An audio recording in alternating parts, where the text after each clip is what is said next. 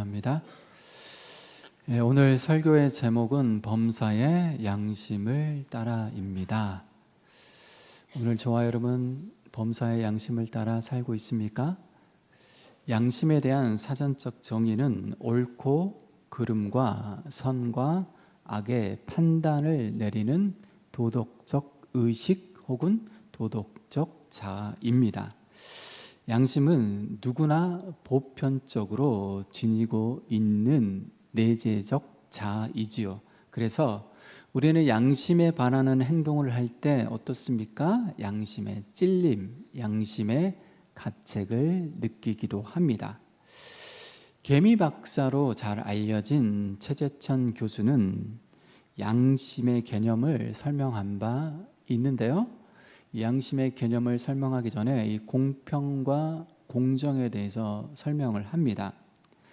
자, 보시는 그림처럼 세 사람이, 먼저 왼쪽 그림을 주목하십시오. 세 사람이 야구장 안을 들여다보고 있습니다. 키 큰 사람, 중간 키 사람, 키 작은 사람, 이렇게 세 사람입니다. 세 사람 모두 공평하게 각각 박스 한 개 위에 올라서 있습니다. 동일한 크기의 박스가 각각 공평하게 하나씩 주어진 것이죠. 다행히 박스 위에 올라선 중간 키 사람은 야구 경기를 볼 수 있습니다.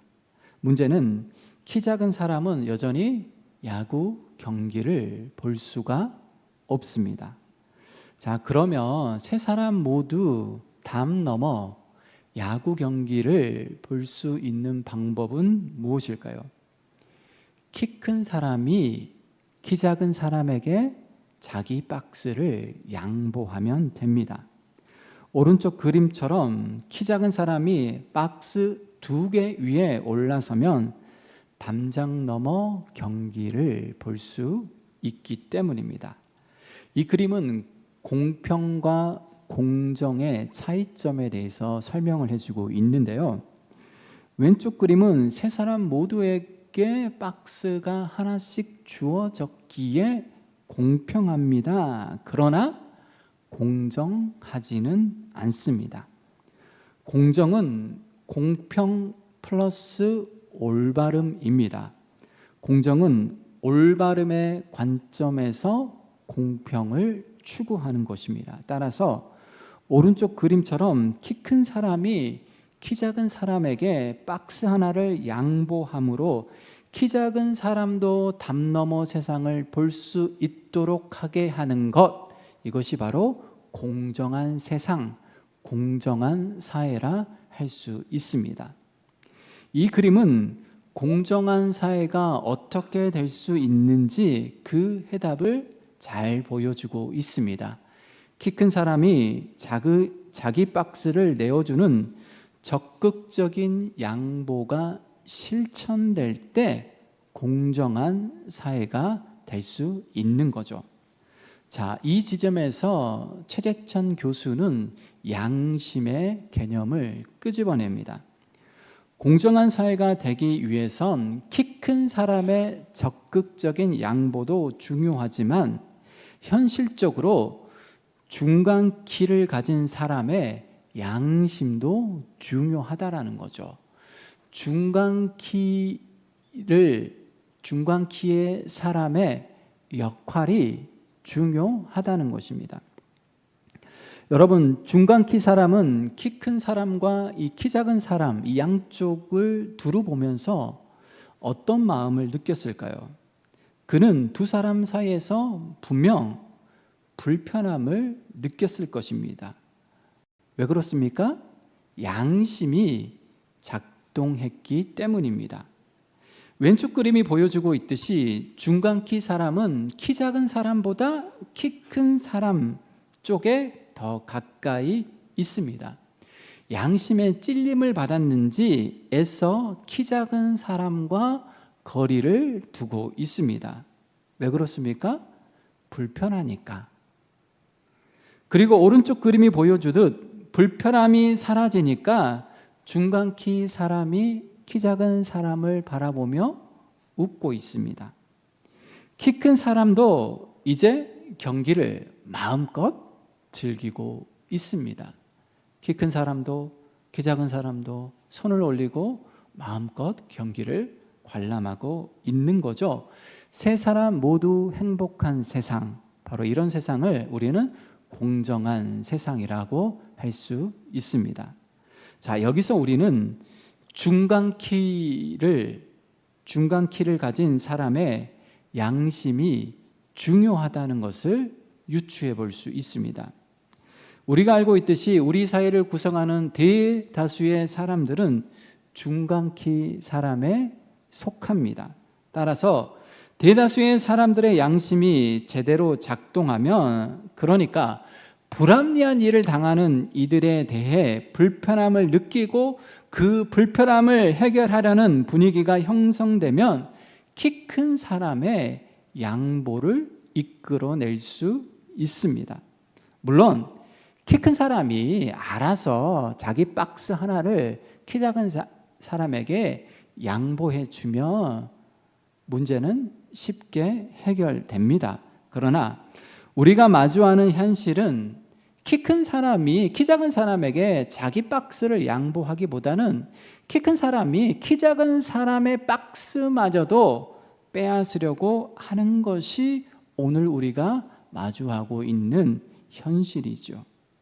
그래서 대다수의 중간키 가진 사람의 양심이 제대로 작동하는 것이 중요하고, 양심이 제대로 작동할 때 공정한 사회의 토대가 마련될 수 있는 거죠.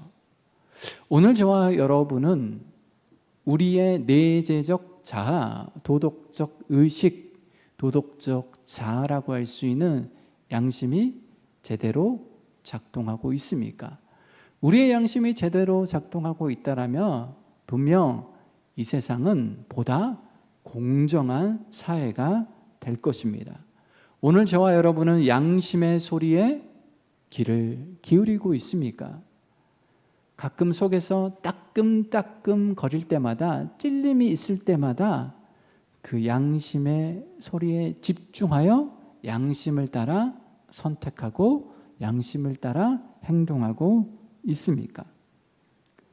최재천 교수는 공정한 사회의 첫걸음은 양심의 회복에 있다라고 강조하고 있습니다.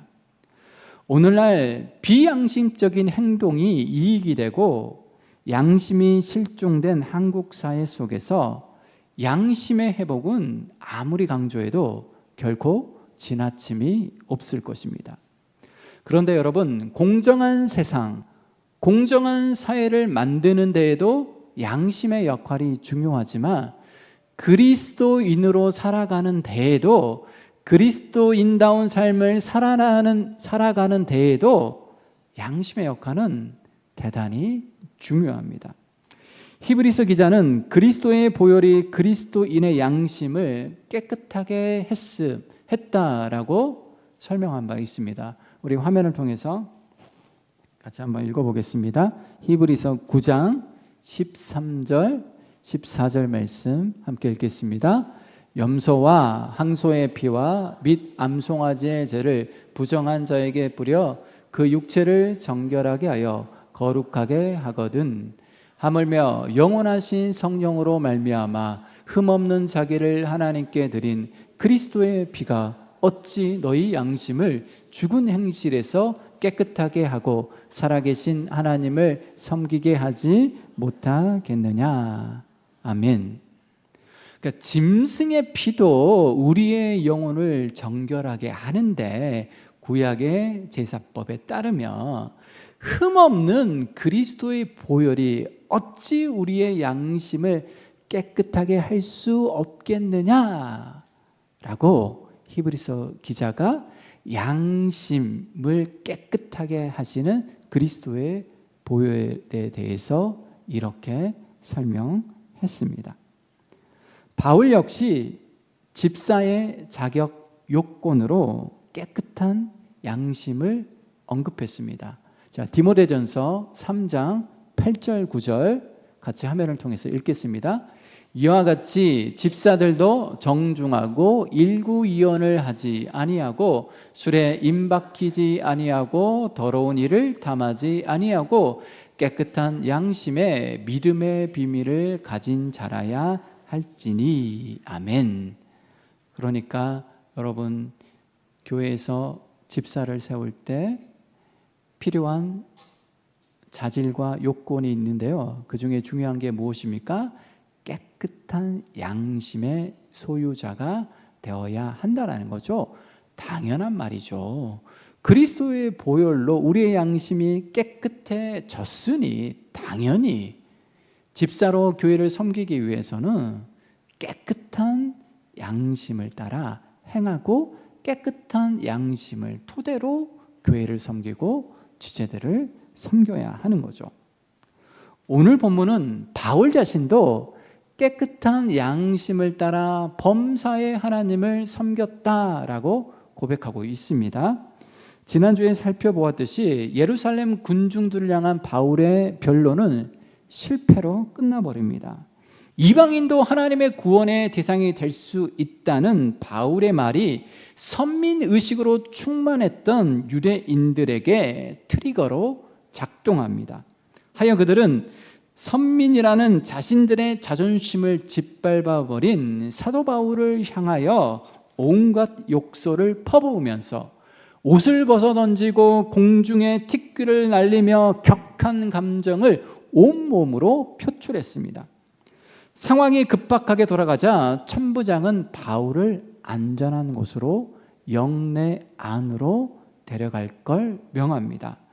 천부장은 이 일의 진상을 제대로 규명하기 위해서 바울을 고문하고 신문할 요량으로 바울을 영내로 데려갈 것을 명한 것입니다. 그런데 그 순간 바울의 입술을 통하여서 놀라운 사실 하나가 밝혀지는데요, 사도행전 22장 25절입니다. 화면을 통해서 같이 한번 읽어보겠습니다. 사도행전 22장 25절입니다. 가죽줄로 바울을 매니 바울이 곁에 서 있는 백부장더러 이르되 너희가 로마 시민된 자를 죄도 정하지 아니하고 채찍질할 수 있느냐 하니. 아멘. 여러분, 바울이 어떤 시민이었습니까? 로마 시민권자였습니다. 그것도 나면서부터 그는 로마 시민이었던 것이죠. 천부장은 거금을 주고 로마 시민권을 획득했지만 바울은 태생적으로 로마 시민이었습니다. 그러니 바울이 말한 것처럼 로마 시민을 죄도 정하지 아니하고 유죄 판결이 나오지도 아니했는데 결박하거나 채찍질할 수 없습니다. 하여 천부장은 로마 시민인 바울을 정식 재판을 하지도 않고 결박했던 것 때문에 두려워했습니다. 사실 천부장은 채찍질, 매질까지 하려 했던 거죠. 하마터면 로마 시민인 사도 바울에게 매질을 할 뻔했습니다. 그리고 오늘 본문은 이렇게 시작하는데요, 사도행전 22장 30절 말씀 함께 찾아서 읽겠습니다. 사도행전 22장 30절입니다.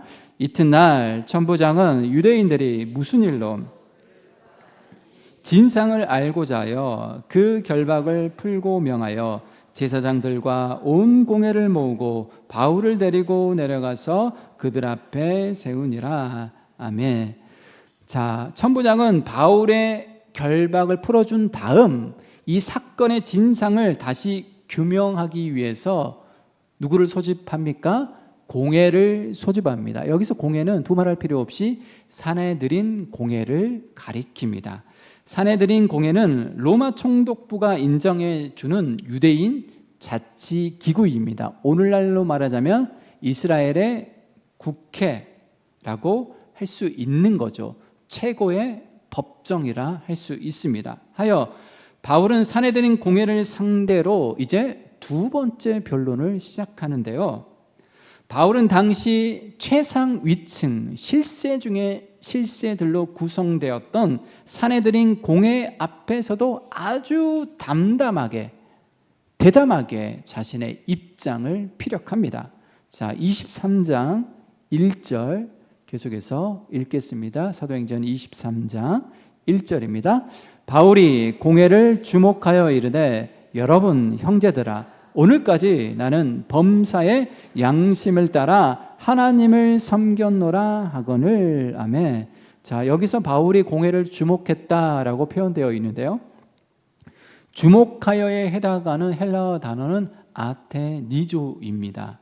이 단어는 응시하다, 뚫어지게 바라보다는 뜻입니다. 좀 더 거칠게 말하자면 노려보다라는 뜻입니다.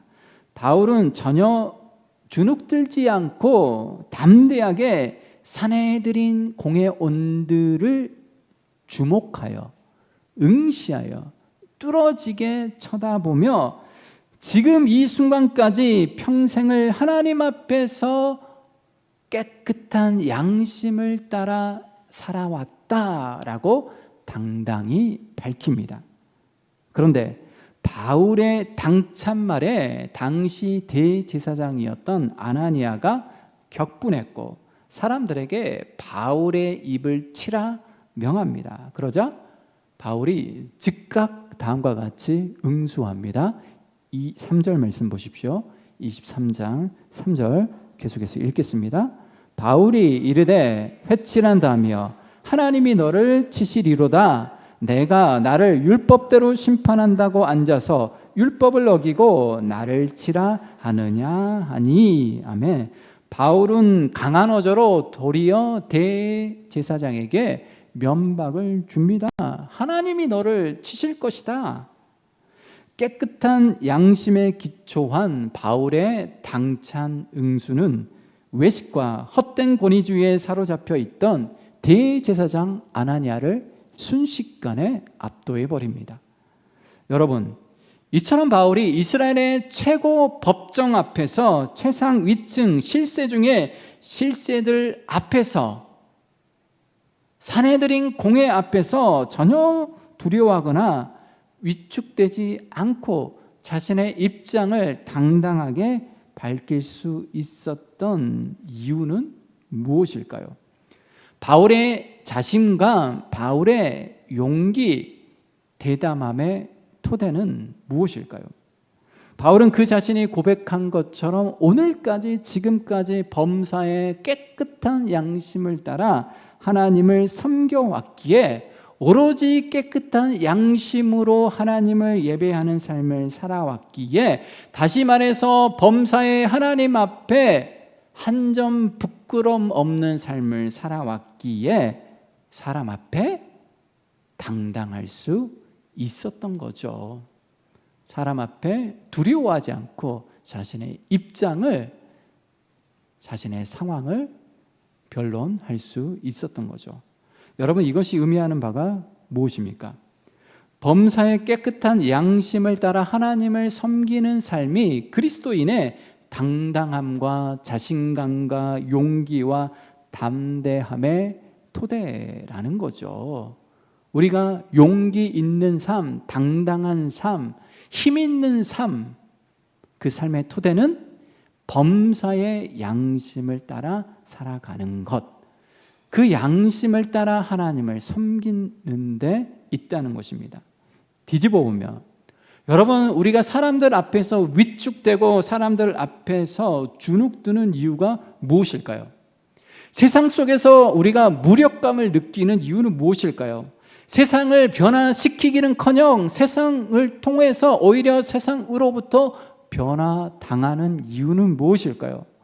범사의 하나님을 향하여 깨끗한 양심과 순결한 삶으로 응답하고 있지 못하기 때문입니다. 양심대로 행동하지 않기 때문에, 양심을 저버리기 때문에 여러분, 우리는 위축된 삶을, 아무런 영향력 없는 소극적인 삶을 살고 있다는 것입니다. 언제부터인가 양심을 지키는 것은 순진하고 어쩌면 바보 같은 일로 치부되었습니다. 양심적으로 살면 손해라는 생각이 팽배합니다. 은연중에 우리는 양심을 지키고 사는 것이 바보 같은 삶이고, 그렇게 살면 양보해야 되고 손해본다는, 별 이득이 되지 않기 때문에 차라리 양심을 저버리는 게 낫다라는 그런 생각을 할 때가 많이 있습니다. 오히려 비양심적으로 사는 게 이익이 되는 세상입니다. 그래서 양심이 설 자리가 점점 좁아지고 있습니다. 최재천 교수의 지적처럼 우리는 어쩌면 양심이라는 단어가 용도 폐기된 그런 세상을 살고 있는지도 모르겠습니다. 사도 바울은 용도 폐기된 양심에 대해서, 무뎌진 양심에 대해서 다음과 같이 설명한 바 있습니다. 디모데전서 4장 1절과 2절 말씀인데요. 화면을 통해서 같이 한번 읽겠습니다. 그러나 성령이 밝히 말씀하시기를 후일에 어떤 사람들이 믿음에서 떠나 미혹하는 영과 귀신의 가르침을 따르리라 하셨으니 자기 양심이 화인 맞아서 외식함으로 거짓말하는 자들이라. 아멘. 여기에서 여러분, 사도 바울이 믿음을 떠나 귀신의 가르침을 따르게 된 사람들을 어떻게 설명하고 있습니까? 자기 양심이 화인 맞았다라고 표현하고 있습니다. 그러니까 양심이 더 이상 작동하지 않고 양심이 용도 폐기되어 버리고 무뎌지고 딱딱해진 사람들을 가리켜서 사도 바울은 화인 맞은 양심이다라고 명명하고 있습니다. 화인 맞은 양심의 특징은 무엇입니까? 자기 양심이 화인을 맞아서 외식함으로 거짓말하는 자들이라 위선의 가면을 쓰고 버젓이 뻔뻔하게 거짓말을 한다라는 거죠. 바울 당시 노예를 소유했던 주인들이 그 노예가 자신의 소유임을 표시하기 위해서 노예의 신체 일부에 무엇을 찍었습니까? 낙인을 찍었습니다. 노예를 인격체로 대우한 게 아니라 하나의 물건으로 대우했던 거죠. 물건처럼 낙인을 찍었던 거죠. 이렇듯 사단도 자신의 소유권을 표시하기 위해서 이 사람은 내 거야, 내 것이야, 자기 소유를 표시하기 위해서 사단도 인간의 양심에 낙인을 찍습니다. 그러니까 화인 맞은 양심이란 사단의 흔적이 찍힌 양심입니다. 이것은 내 거야. 사단이 자신의 소유권을 주장하기 위해서 찍은 흔적, 그것을 양심에 찍었는데 그 양심을 가리켜서 화인 맞은 양심이라는 거죠. 사단의 노예로 전락해버린 겁니다. 여러분, 불에 단 인두로 신체 일부에 낙인을 찍으면 어떻게 됩니까? 낙인이 찍힌 자리는 시간이 지나감에 따라 딱딱하게 굳어지고 무감각하게 됩니다. 마찬가지입니다. 우리 양심에 사단의 흔적이 찍히는 순간 우리의 양심은 딱딱해지고 굳어버립니다. 결국 죄에 대하여 무감각하게 되어 이제 거리낌 없이 죄악으로 치닫게 되는 거죠. 양심이 작동하지 않으니 세상 속에서 하나님의 뜻을 펼치기 위해서 담대해지는 것이 아니라 죄를 짓는데 담대해지는 거죠. 처음에는 양심이 살아있기 때문에 찔림이 있죠. 양심의 가책을 느끼죠. 그런데 계속해서 무시하고 또 무시하고 또 무시하게 하면 사단이 결국 우리의 양심에 소유권을 주장하기 위해서 낙인을 찍게 되고, 그러게 되면 우리의 양심은 더 이상 작동하지 않게 되고 죄를 짓는데 대담해진다는 것입니다. 도무지 부끄러움을 모르는 후한무치한 사람이 되는 거죠. 사랑하는 성도 여러분, 계속 내 안에서 무언가가 나를 따끔따끔 찌르고 있다는 것이 느껴지십니까? 앞서 제일 처음에 보여드렸던 그림처럼 중간키 사람처럼 뭔가 마음에 불편함을 느끼고 있습니까? 예수 무시하려 해도 어쩔 수 없는 찔림을 느끼고 계십니까? 그렇다면 아직 우리에게는 희망이 있습니다. 왜냐하면 양심이 살아있기 때문입니다. 양심이 여전히 작동하고 있는 거죠. 양심이 작동하니까 찔리는 거죠. 불편한 거죠.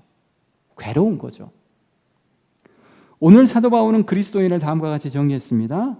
범사의 양심을 따라 하나님을 섬기는 사람, 바로 그 사람이 그리스도인이라는 거죠.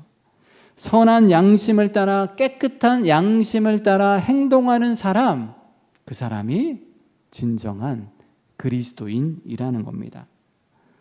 사랑하는 성도 여러분, 우리의 양심은 예수 그리스도의 보혈로, 흠없는 예수 그리스도의 보혈로 이미 깨끗하게 되었습니다. 그러니 그 깨끗한 양심에, 선한 양심에 사단이 낙인을 찍지 못하도록 양심에 민감하게 반응하는, 양심의 소리에 즉각적으로 반응하는 저와 여러분이 되시기를 축원합니다. 그래서 세상 앞에 무력한 존재가 아니라 세상 앞에서 당당하게, 의연하게 세상을 변화시키는 저와 여러분이 되시기를 축원합니다. 기도하겠습니다. 주님, 범사의 양심을 따라 행동하기를 원합니다. 범사의 양심을 따라 하나님을 섬기기 원합니다. 찔림이 있을 때마다 양심의 소리를 하나님의 음성으로 알아차리고 그 양심의 소리에 바르게 반응하는 우리의 삶이 되게 도와주시옵소서. 그래서 나의 삶을 통하여서, 나의 선택을 통하여서, 나의 섬김을 통하여서 이 세상이 보다 공정한 사회, 따뜻한 사회, 약자들이 살만 나는 사회가 될 수 있도록 축복하여 주옵소서. 거룩하신 예수님의 이름으로 기도드리옵나이다.